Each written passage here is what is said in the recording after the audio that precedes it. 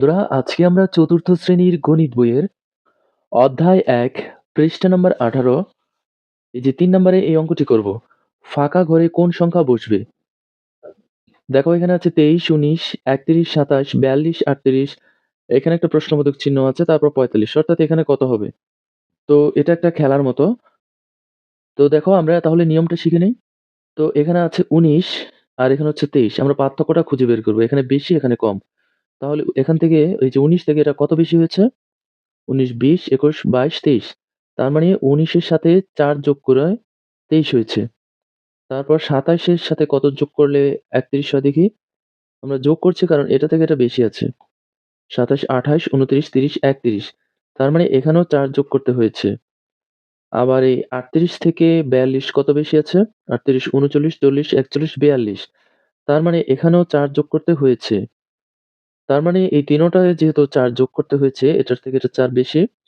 তাহলে আমরা খুব সহজেই বুঝতে পারছি ৪৫ এর সাথে আমরা ৪ যোগ করব। তাহলে ৪৫, ৪৬, ৪৭, ৪৮, ৪৯। তাহলে আমরা খুব সহজেই বুঝে গেলাম এটা হবে ৪৯। এটাই হলো উত্তর। তারপরে দেখো এখানে লেখা আছে এই নিয়মে ফাঁকা ঘরের সংখ্যা হবে এই যে ৪৫ এর সাথে যোগ হবে ৪, তাহলে এখানে হবে ৪৯। এবার দেখো আরেকটা আছে এই যে ৬ নম্বরে খালি ঘরের সংখ্যা খুঁজে বের করি। তো এই যে এখানে খালি ঘরের সংখ্যাটা খুঁজে বের করব ঠিক আগেরটার নিয়মে। তো এখানে দেখি যে এটা থেকে এটা কম আছে, এটা থেকে এটা কম আছে। তাহলে এটা থেকে এটা কত বেশি লেখা আছে আমরা এটাই বের করব। ৪৩ আমরা গুণে দেখি কত হলে ৫৫ হয়। ৪৩, ৪৪, ৪৫, ৪৬, ৪৭, ৪৮, ৪৯, ৫০, ৫১, ৫২, ৫৩, ৫৪, ৫৫। তার মানে ১০, ১১, ১২। ৪৩ এর সাথে ১২ যোগ করে হচ্ছে ৫৫। ৫৪ র সাথে আমরা ১২ যোগ করে দেখি ৬৬ হয় কিনা? ৫৪, ৫৫, ৫৬, ৫৭, ৫৮, ৫৯, ৬০, ৬১, ৬২, ৬৩, ৬৪, ৬৫, ৬৬। এখানেও কিন্তু ১২ যোগ করে ৬৬ হলো। তারপর ৬৬ র সাথে আমরা বুঝতে পারছি এটার সাথেও ১২ যোগ করলে ৭৮ হবে। ৬৬, ৬৭, ৬৮, ৬৯, ৭০, ৭১, ৭২, ৭৩, ৭৪, ৭৫, ৭৬, ৭৭, ৭৮। দেখো ৭৮। তার মানে এটার সাথেও ১২ যোগ হয়েছে। তারপর তাহলে এই ৩ টা যেহেতু ১২ যোগ করে হয়েছে তাহলে এই ৮৩ র সাথে অবশ্যই ১২ যোগ করতে হবে। ৮৩, ৮৪, ৮৫, ৮৬, ৮৭, ৮৮, ৮৯, ৯০, ৯১, ৯২, ৯৩, ৯৪, ৯৫, তাহলে এখানে হবে ৯৫। দেখো কতটা সহজ এবং এটা একটা কিন্তু খেলার মতো।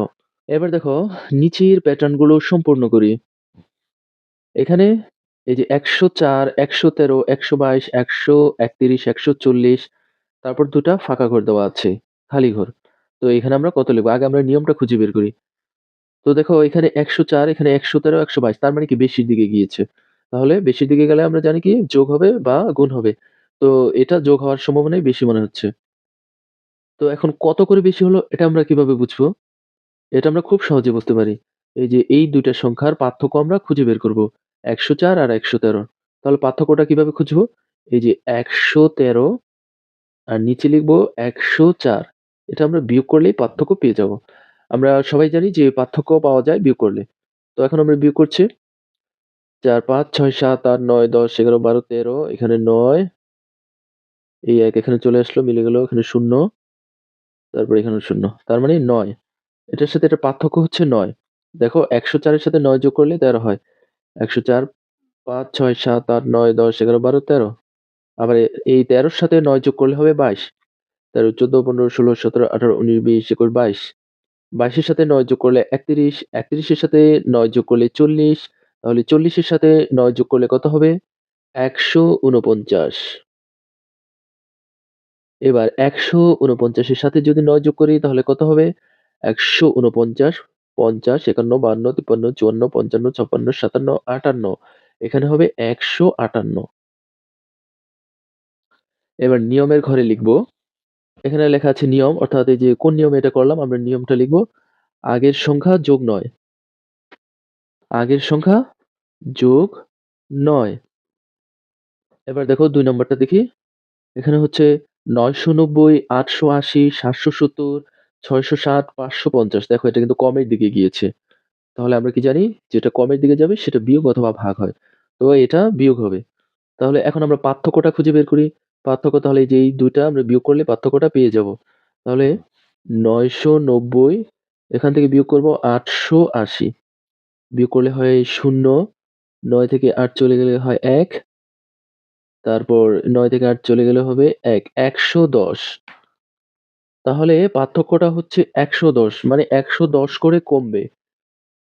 তাহলে 990 থেকে 110 যদি আমরা বাদ দেই তাহলে 880 হবে। এই যে দেখো, এই যে 990 থেকে 180, তো এটা আমরা পার্থক্যটা বের করেছি। 110 এখান থেকে কমেছে। এই যে দেখো এবার। এই যে 990 থেকে 110, 110 বিয়োগ করব। 0 বিয়োগ করলে হয় 8, 9 থেকে 1 চলে গেলে হবে 8, 880।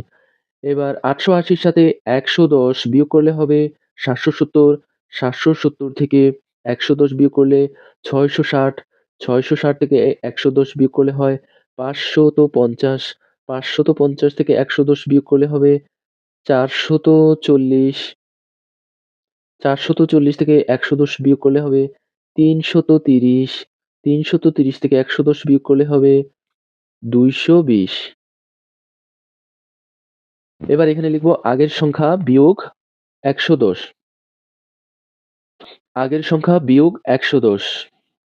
এবার পরেরটা দেখি, পরেরটা দেখো, এই যে এখানে নিয়মটা কিন্তু লিখেই দিয়েছে। আগের সংখ্যা যোগ 9, অর্থাৎ এটা আমরা খুব সহজেই করতে পারবো। তাহলে আগের সংখ্যার সাথে 9 যোগ করতে হবে। 0 এর সাথে 9 যোগ করাতে হলো 9, 9 এর সাথে আবার যদি আমরা 9 যোগ করি তাহলে হবে 9 দ্বিগুণে 18। এটা যেহেতু এই যে 0 থেকে শুরু হয়েছে তাই আমরা এটা 9 এর নামটা পড়লেই কিন্তু আমরা পেয়ে যাব। 9 কে 9, 9 দুগুণে 18, 3 নং 27, 4 নং 36, 5 নং 45। আগের সংখ্যা যোগ 9। এটা 0 থেকে শুরু হওয়াতে আমরা নামটা পরে পেয়ে গেলাম। এটা চেক করে দেখতে পারো যে 9 এর সাথে যদি আমরা 9 যোগ করি তাহলে হচ্ছে 18, 18 এর সাথে যদি আমরা 9 যোগ করি 27 হবে। 18, 19, 20, 21, 22, 23, 24, 25, 26, 27, 27 এর সাথে যদি 9 যোগ করি 27, 28, 29, 30, 31, 32, 33, 34, 35, 36, 36 এর সাথে যদি 9 যোগ করি 36, 37, 38, 39, 40, 41, 42, 43, 44, 45, এই যে 45। এবার আমরা 4 নম্বরটা করব। এখানে হচ্ছে প্রথমেই ফাঁকা ঘর, তারপর 409, 399, 389, 379, অর্থাৎ এটা কিন্তু কমতে, কমতে গিয়েছে। তাহলে যদি কমের দিকে থাকে তাহলে সেটা বিয়োগ হবে। তাহলে আগে পার্থক্যটা আমাদের খুঁজে বের করতে হবে। পার্থক্যটা এই যে এই ২ টা বিয়োগ করলে আমরা পার্থক্য পেয়ে যাব। 409 বিয়োগ 399, 399 এটা আমরা বিয়োগ করব। তাহলে 0 এখানে ছোট, তাহলে 10, এখানে হবে 1, 1 এখানে চলে আসলো 10, তাহলে পার্থক্যটা হবে 10। তাহলে আগের সংখ্যার সাথে 10 বিয়োগ। তো এখান থেকে 10 বিয়োগ করলে 399, এখান থেকে 10 বিয়োগ করলে 389, এখান থেকে 10 বিয়োগ করলে হবে 379। তো তাহলে এখানে যদি আমরা 10 বিয়োগ করি তাহলে কত হবে? 369, 3, 6, 9, 369। তাহলে নিয়ম হবে আগের সংখ্যা বিয়োগ 10, আগের সংখ্যা বিয়োগ 10। দেখো এখানে কিন্তু একটা ফাঁকা ঘর রয়ে গেছে। তো এখানে দেখো 10 বিয়োগ হতে, হতে এইদিকে গিয়েছে। তো সর্বশেষ এই যে 10 বিয়োগ করে হচ্ছে 369। তাহলে এই সামনেরটা কত হবে? এটা কিন্তু ওই যে পরের সংখ্যার সাথে 10 যোগ করে এখানে বসাতে হবে। তাহলে 409 এর সাথে যদি আমরা 10 যোগ করি তাহলে এখানে হবে 419, 419। এবার দেখো 419 থেকে যদি 10 বিয়োগ করি 409, 409 থেকে যদি 10 বিয়োগ করি 399, এভাবে কমতে, কমতে গিয়েছে। আশা করি বুঝতে পেরেছ। এবার 5 নাম্বারটা।